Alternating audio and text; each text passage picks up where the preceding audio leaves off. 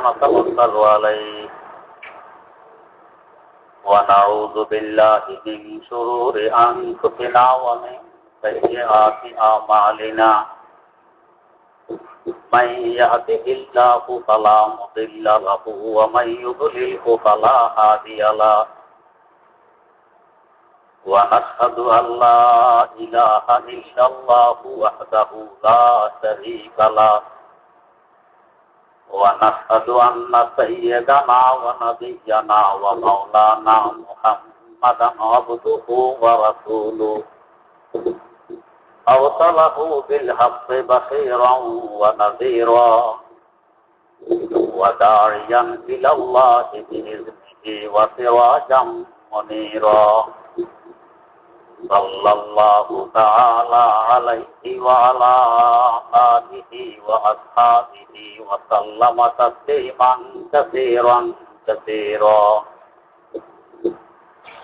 أما بعد فأعوذ بالله من الشيطان الرجيم بسم الله الرحمن الرحيم ولقد جئتمونا فرادا كما خلقناكم أول مرة وتركتم ما خولناكم وراء ظهوركم وما نرى معكم شفعاءكم الذين زعمتم أنهم فيكم شركاء لقد تقطع بينكم وضل عنكم ما كنتم تزعمون صدق الله مولانا العظيم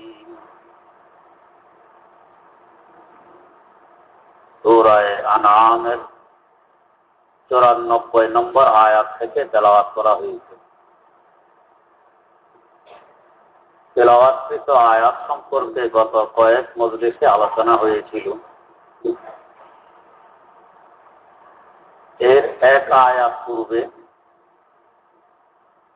আলোচনা ছিল নামাজের।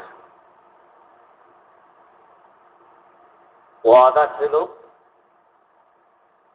নামাজের প্রকার সম্পর্কে কিছু আলোচনা করার। পরবর্তী মজলিসে মনে ছিল না, তাই করতে পারি।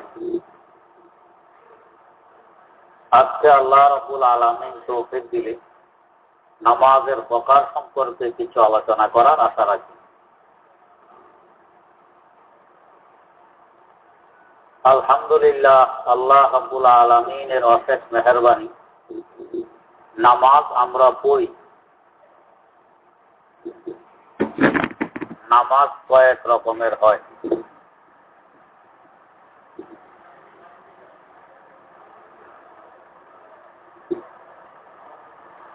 আসলে নামাজটা কয়েক রকমের নয়। নামাজ এক রকমের ছিল, কিন্তু নামাজই কয়েক রকম হওয়ার কারণে নামাজও কয়েক রকমের হয়ে যায়। নামাজই সাধারণত 3 ধরনের হয়, এই জন্য নামাজও 3 ধরনের হয়। প্রথম ধরনের নামাজই একেবারে আপার ক্লাস নামাজই। এই নামাজটি এমন হয় যা পড়া আমাদের মতো উম্মতের পক্ষে সম্ভব নয়। এই নামাজ একমাত্র হযরতে আম্বিয়ায়ে কেরাম আলাইহিমুস সালাতু ওয়াস সালামের বৈশিষ্ট্য, তাদের পক্ষে সম্ভব। এই জন্য হুজুর সাল্লাল্লাহু আলাইহি ওয়াসাল্লাম হাদিসে বলেছেন, সাল্লু কামা রাআইতুমুনি উসাল্লি, তোমরা নামাজ পড়ো আমাকে যেভাবে নামাজ পড়তে দেখেছো এইভাবে। কামা, তোমরা নামাজ পড়ো যেভাবে আমি পড়ি এভাবে। যেভাবে আমি পড়ি এভাবে তোমরা বুঝবে কিভাবে? দেখার মাধ্যমে। দেখা যায় নামাজের সূরত, নামাজের সিরত দেখা যায় না। নামাজি বান্দার ভিতরগত কি অবস্থা এটা বাইরে থেকে কেউ দেখতে পারে না, দেখা যায় নামাজের সূরত। তো রাসূল আকরাম সাল্লাল্লাহু আলাইহি ওয়াসাল্লামের নামাজের সূরত আমরা দেখতে পাবো, ভিতরগত অবস্থা আমরা দেখতে পাবো না। কেমন হয় তাদের নামাজ, এটা বোঝা এবং বুঝানো কঠিন। নাসাই শরীফে একটি হাদিস আছে, আল্লাহ রাসূল সাল্লাল্লাহু আলাইহি ওয়াসাল্লাম ইরশাদ ফরমান, উকতিবা ইলাইয়া মিন দুনিয়াকুম সালাস, তোমাদের দুনিয়ার মধ্য থেকে তিনটি বস্তু আমার কাছে ভালো লাগে। তিন বস্তুকে আমি ভালোবাসি, এ কথা বলতেছেন না, বরং বলতেছেন তিন বস্তু আমার কাছে ভালো লাগে।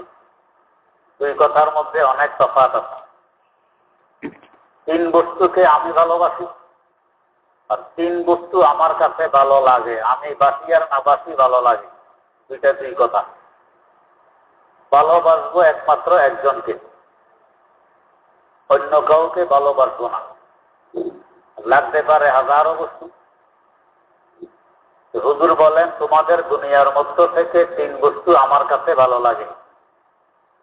এক বস্তু আন-নিসা, মাতৃজাতি, নারী জাতি, যারা মানব জাতির ব্যক্তি, হুজুর বলেন এরা আমার কাছে ভালো লাগে। হুজুরের কাছে ভালো লাগলে আমাদের কাছেও তো ভালো লাগা লাগবে। মাতৃজাতিকে ভালোবাসতে হবে, এরা আমাদের মা। ভালোবাসার অর্থ এই নয় যে তাদের জন্য মাঠে নামাবো, তাদের জন্য অফিস আদালতে, কলেজ ভার্সিটিতে পাঠাই দিব, দোকানপাটে, হোটেলে, প্লেনে পাঠাই দেব, যে কাজ করো পয়সা কামো। এটা ভালো লাগার দাবি নয়। আমাকে দাওয়াত দিয়ে নিয়ে এসেছেন কুমিল্লা থেকে, সফর করে আসলাম। বাড়ির দুয়ারে আমাকে দেখা মাত্র আপনি দৌড়িয়ে গিয়ে একখানা কোদাল আমার হাতে দিয়ে বলছেন, হুজুর আমাদের ওইখানে মাটি কাটা দরকার, একটু মাটি কাটুন। অথবা একখানা লাঙ্গল কাঁধে তুলে দিয়ে বলছেন, হুজুর একটু হালকা করে আসুন। ভাই তুমি দাওয়াত করলে আমি আসলাম, জার্নি করে আসলাম, এর মধ্যে তুমি কোদাল দিচ্ছ হাতে, নাঙ্গল দিচ্ছ কাঁধে, এটা কেমন কথা? জবাব দেয় তো, হুজুর আপনি আমার কাছে ভালো লাগেন এই জন্য। ভালো লাগার পরিচয়? ভালো লাগার পরিচয় হবে আমাকে ওমের গদিতে নিয়ে আরামে শোয়া রাখবে, এয়ার কন্ডিশন ছেড়ে দেবে, ওইদিকে মুরগির গলায় ছুরি চালাবে। এটা ভালো লাগার পরিচয়। আয় রেখে, আরামে রেখে খুব উঁচু মানের খাওয়া দাওয়ার ব্যবস্থা করবে, এটা ভালো লাগার পরিচয়। লাঙ্গল কাঁধে দিলে, কোদাল হাতে দিলে এটা ভালো লাগার পরিচয় হবে না। তো মাতৃজাতি ভালো লাগে, আমাদের নবীরও দাবি, আমাদেরও দাবি।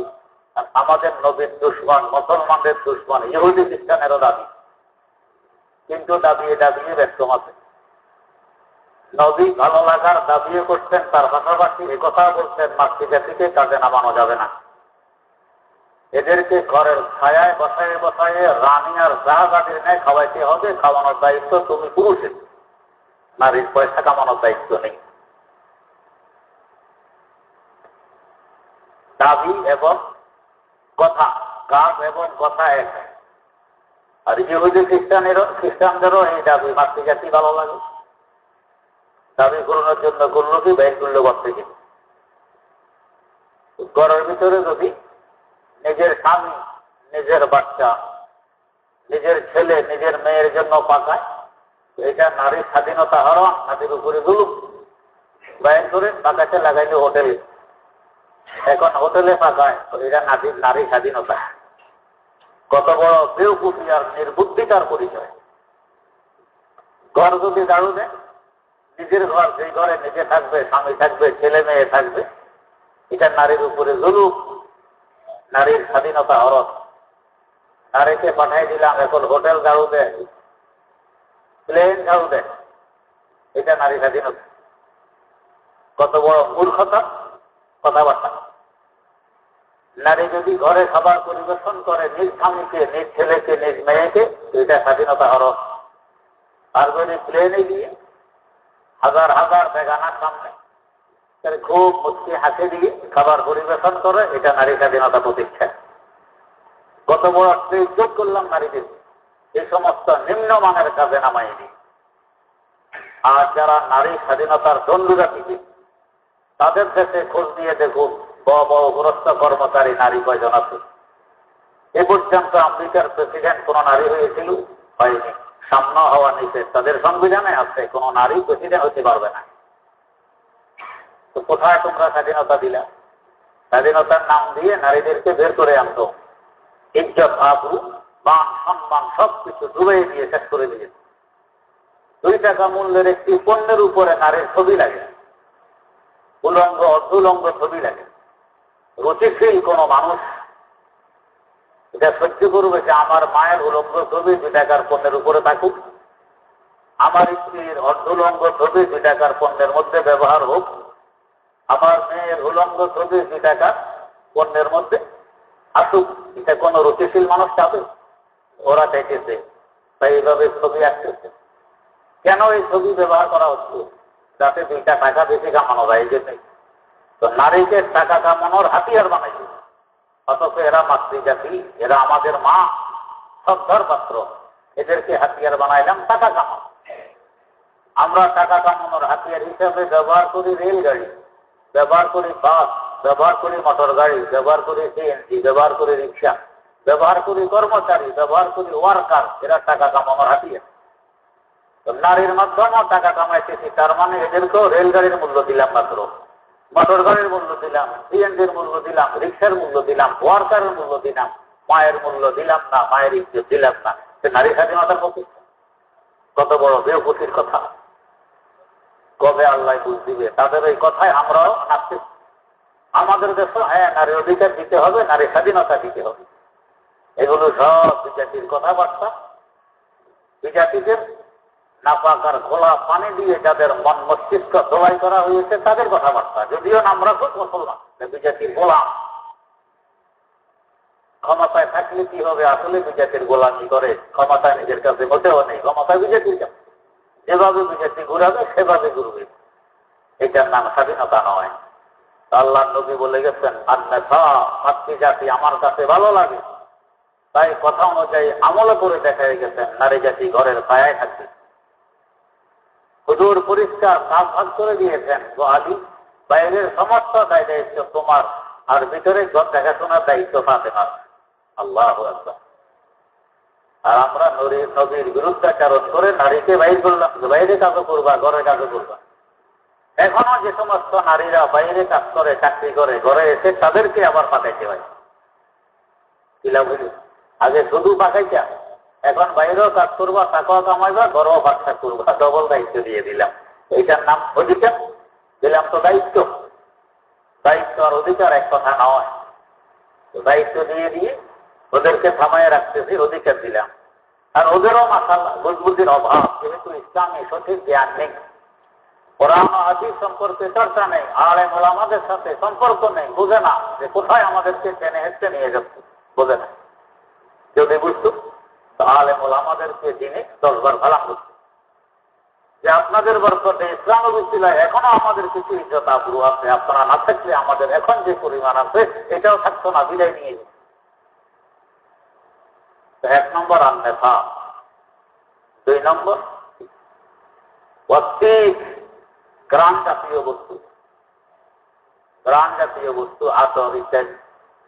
হাদিস শরীফে আছে, কেউ যদি তোমাকে আতর ইত্যাদি হাদিয়া দেয়, উপঢৌকন দেয়, তো সাদরে গ্রহণ করবে। বড় ভালো জিনিস, মন মস্তিষ্ক ফ্রেশ থাকবে,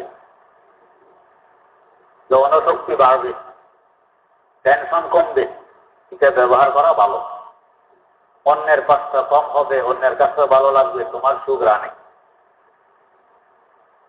3 নম্বর যা আমার বলার উদ্দেশ্য, জয়লাত কুররাতু আইনি ফিস সালাত, নামাজে আমার চোখ জুড়ায়। আগের 2 বস্তু সম্পর্কে সরাসরি বলে দিলেন, মাতৃজাতি আমার কাছে ভালো লাগে, গ্রাম জাতীয় বস্তু আমার কাছে ভালো লাগে।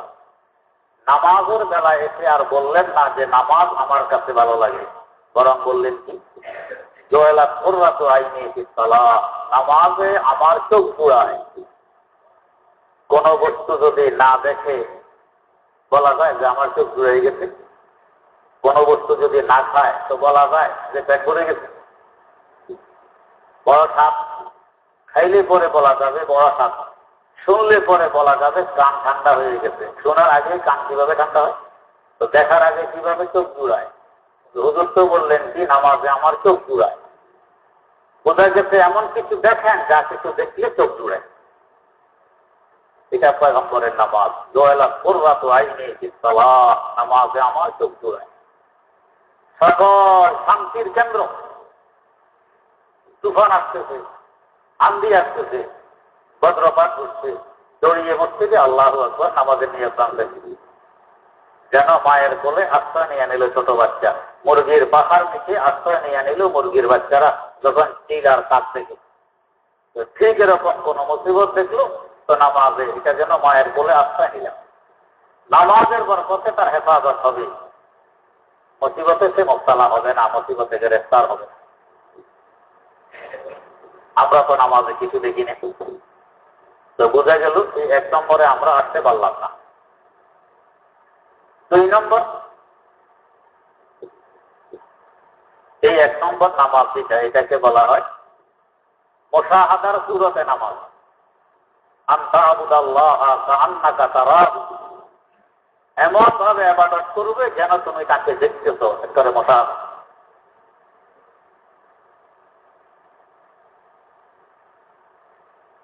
2 নম্বর, এমন তো হবে না যা কিছু দেখলে চোখ জোড়ায়, এমন কিছু দেখা যাবে না, তবে দেখার ভাব হবে, কাছে গনিয়ে যাবে, এ দেখতেছি দেখতেছি। আর যদি একটু লম্বা চারা শরীর দেখা যাবে এমন ভাব। রুকুতে যদি একটু বিলম্ব করি নজরে আসবে, সেজদায় যদি একটু দেরি করি দেখতে পাবো। এই ধরনের ভাব হয়ে যাবে, দেখার কাছাকাছি, কিন্তু দেখবেন ফাইল্লাম তাকুন তারাহু ফাইন্নাহু ইয়ারাক, মুরাকাবার স্তর। দেখার ভাব আউলিয়া আল্লাহদের নামাজ, এই ভাব হয় দেখতেছি দেখতেছি দেখতেছি। আমাদের কি ভাব হয়? দেখতেছি দেখতেছি ভাব তো আমাদের হয় না। তো বোঝা গেছে 2 নম্বরও নেই, আর 1 নম্বর বাকি আছে। 3 নম্বর নামাজ। যা দেখলে চোখ জোড়ায় তা দেখবো না, দেখার ভাবও হবে না, কিন্তু এমন মন মানসিকতা হবে। এটা পরিষ্কার ভাবে বুঝার জন্য একটি ঘটনা বুঝতে হবে। পয়গম্বরে খোদা সাইয়্যিদনা হযরত ইউসুফ আলা নবিয়িনা ওয়া আলাইহিস সালাতু ওয়াস সালাম কে তার ভাইয়েরা কুয়ায় ফেলে দিয়েছে মারার জন্য। বণিকেরা তাকে কুয়া থেকে তুলে মিশরে বাজারে আনছে, বিক্রি করবে গোলাম বলে। সব মিশরীরা বিয়ে করতেছে কে কার আগে ইউসুফকে কিনে নিয়ে যেতে পারবে, এত সুন্দর। এমনকি আজিজে মিসরের স্ত্রী জুলাইখা, সেও তার স্বামীকে বলতে তাড়াতাড়ি যাও, ইউসুফকে চাই, মূল্যের প্রশ্ন নেই, ইউসুফ চাই। আজিজে মিসর বড় হুঁশিয়ার, দেখলো আমি বাজারে গেলাম স্ত্রীর কথায়, আমার থেকে অধিক মূল্য দিয়ে যদি কেউ নিয়ে যায় চিরদিনের জন্য স্ত্রীর সামনে চক্ষু নিচু হয়ে যাবে। তাই আজিজে মিসর বলতে জুলাইখা অনুমতি দিলাম, তুমিও যাও, যাতে নিজের উপর দোষ না আছে। জুলাইখা এক দৌড়ে মিশরের বাজারে। এখন ক্রেতারা সারিবদ্ধ ভাবে দাঁড়াইয়াছে, দাম উঠবে, সবচেয়ে বেশি দাম যে বলবে সে নিয়ে যাবে ইউসুফকে। দাম উঠবে।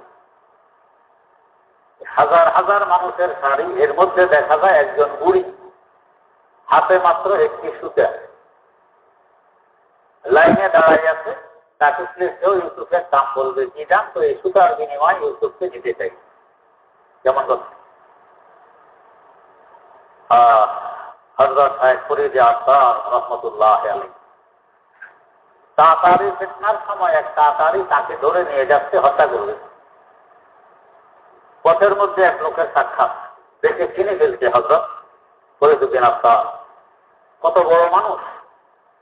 আরেফ বিল্লাহ আল্লামা রুমি, যাকে মারিফাতের ভান্ডার বলা হয়, তিনি বলতেছেন হাতে তাহারে এক বেরাত তারতি बानोज़म दर हमें एक जाए बानोज़म दर हमें एक जाए আল্লাহ পর্যন্ত পৌঁছতে একের 7টি শহর আছে প্রেম প্রীতি মহব্বত আর ভালোবাসার 7টি শহর হযরত রুমি বলতেছেন আমাকে তো মানুষ আরে পিলা বলে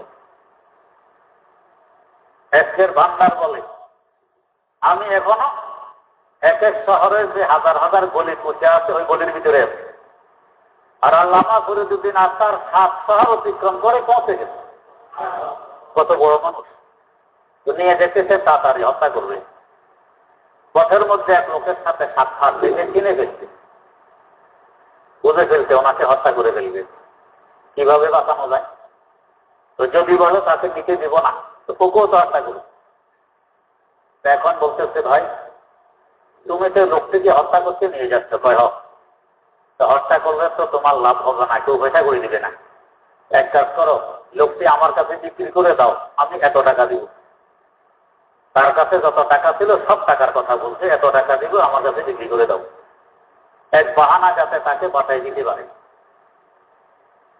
আমরা ওই বলছিলাম একলে তো বাঁচলাম হযরত আত্মার বললেন কি এই আমার দাম কম বলছে আমার দাম আরো অনেক বেশি বিক্রি করলো না নিয়ে যাব কিছু দূর যাওয়ার পর আরেক লোকের সাথে সাক্ষাৎ তার মাথায় একটি খড়ের বোঝা খেন দেখে চিনে ফেলছে হযরত আত্মারকে নিয়ে যাচ্ছে হত্যা করবে তো বলতেছে ভাই তুমি তো এই লোকটিকে হত্যা করার জন্য নিয়ে যাচ্ছ ভাই তো হত্যা করলে তো তোমাকে কেউ কোনো পয়সা করে দিবে না তোমার লাভ হবে না এক কাজ করো আমার কাছে বিক্রি করে দাও তো কি দিবা মূল্য কত এক লোক তো মূল্য বলে গেছে তো মূল্য আর কি আমার মাথায় যে খড়ের বোঝা সেটা তোমাকে দিয়ে দেবো এই খড়ের বোঝার বিনিময়ে এই লোকটিকে আমার কাছে বিক্রি করে দাও হযরত আত্মার বলে উঠলেন এই আমার দাম অনেক বেশি বলতেছে আমার দাম এত নয় আরো কম আল্লাহ একটা খড়ের বোঝা থেকে আমার দাম কম नेता तो अपने हस्ते को अगर कुछ मर्तबा चाहो नेता तो अपने हस्ते को अगर कुछ मर्तबा चाहो बेदाना हाथ में मिलकर गुलो गुलजार बनता है কি পরিমাণ মিটাই এখন লোকটি দেখলো যে আমার সাথে ঠাট্টা করে মজা করে তলোয়ার দিয়ে এখানে দ্বিখণ্ড করে ফেলল শহীদ হয়ে গেলেন নেতকে নিজে মিটাই দিলেন মিটানোর আগেই আল্লাহ পাক তার সাহাবত কবুল করে নিলেন আল্লাহু আকবার বিনা হিসাবে জান্নাত তো এখন ওই বুড়ি একটি সুতা নিয়ে লাইনে দাঁড়ানো আছে সুতার বিনিময়ে ইউসুফকে কিনবে যখন ডাক উঠবে সে খুলবে লোকেরা বুড়ির অবস্থা দেখে তো কানাঘুষা করে দেখতো এই এক পাগল আসছে পাগল যেখানে আজিজে মিত্র সন্ধি হাত ভয় করতে পারবে কি পারবে না আর সেখানে বুড়ি সুতা নিয়ে আসছে তাকে কিনাচ্ছি পাগল বুড়ির কানও আওয়াজ এগুলো পৌঁছে এক পর্যায়ে গিয়ে বুড়ির জবাব না দিয়ে থাকতে পারলো না বুড়ির বিচক্ষণতার পরিচয় বুড়ি দিয়ে দিল বুড়ি জবাব দিতেছে আমি নাম মানে বেদা নাদ মাহে রুয়াম এ মান্নি দগ করি দারানে হুয়াম এ মান্নি দগ করি দারানে হুয়াম ও মিশরবাসীরা আমি বুড়িকে পাগল বলে আখ্যায়িত করছো আমি পাগল নই আমার বুদ্ধি সব ঠিক আছে তো তাহলে সুতা নিয়ে আসা আমার ঘরে সম্বল আছে এই একটি সুতা আর কোনো সম্বল নেই আমি গরিব আমার আর্থিক দুর্বলতা আর কোনো সম্বল নেই আমি বুঝি এই সুতা দিয়ে সুস্থে ক্রয় করা যাবে না তারপরেও আমি নিরাশ নই আমার ইউসুফ তো অন্তত একবার হইল তার ক্রেতাদের শাড়ির দিকে তাকাবে কারা কারা তাকে কিনতে ইচ্ছুক তারা তাকে চায় তারা তাকে ভালোবাসে তার তাকানোর সময় তার দৃষ্টিতে আমি বুড়ির চেহারাও তো বেশি উঠবে বলতে পারবো ইউসুফ আর্থিক দুর্বলতার দরুন তোকে ক্রয় করতে পারলাম না কিন্তু আমি আশা ছাড়িনি আমিও তোর একজন খরিদ্দার দেখে নিই এটাও আমার জন্য কম নয় তো 3 নম্বরের নামাজি আল্লাহর ঘর মসজিদে এসে সারিবদ্ধ হয়ে দাঁড়ায় থাকে হাত ফেলে অবস্থা যেন বলে যে আল্লাহ আফার ক্লাসের নামাজি হইতে পারেনি আমাকে পয়গম্বর বানাওনি আল্লাহ সেকেন্ড ক্লাসে নামাজি হইতে পারো নি, আমাকে বেলায় দাওনি, তারপরও আল্লাহ আমি নিরাশ নই। এই দুনিয়াতে কোটি কোটি মানুষ তোমাকে পাওয়ার আশায় তোমার বাজার মসজিদে এসে সারিবদ্ধ হয়ে দাঁড়াইয়ে থাকে। আল্লাহ আমিও তাদের সারিতে দাঁড়াই গেছি তোমাকে পাওয়ার আশায়। যখন তুমি কুদরতি নজর দিয়ে একবার দেখবে কারা কারা তোমাকে পাওয়ার আশায় তোমার ঘর মসজিদে দাঁড়াই গেছে, আল্লাহ আমি গুনাহগার একটু থেকে নিই। আমি নাম্মানকে দানাদ বাহেরুয়া এমান্নি দজ খরিদারানে কুয়া। আল্লাহ আমিও তোমার একজন খরিদ্দার, আমার ইমান দুর্বল, আমার আমল ফুটাফাটা, কোন প্রতিবাদটা নেই। শুধু প্রতিবাদটা হলো লা তাকনাতু মির রাহমাতিল্লাহ, আল্লাহ তুমি একটু আশা দিয়েছ তোমার রহমত থেকে যাতে নিরাশ না হই। ঠিক এতটুকু পুঁজি নিয়ে আমি হাজির হয়ে গেছি, এতে বুড়ির মতো একখানা ছুটে আমার হাতে, এতটুকু পুঁজি। আমি আশাবাদী, আমার আশা হলো পুঁজি, আর কিছু পুঁজি নেই। ইমান দুর্বল, আমার ফুটাফাটা, এই দিয়ে তোমাকে পাওয়া যাবে না আমি বুঝি, কিন্তু তোমার দেয়া এই সম্বলে আমার পুঁজি, এই পুঁজি নিয়ে উপস্থিত হয়ে গেছে। আল্লাহ দেখে নাও আমি তোমার একজন খরিদ্দার।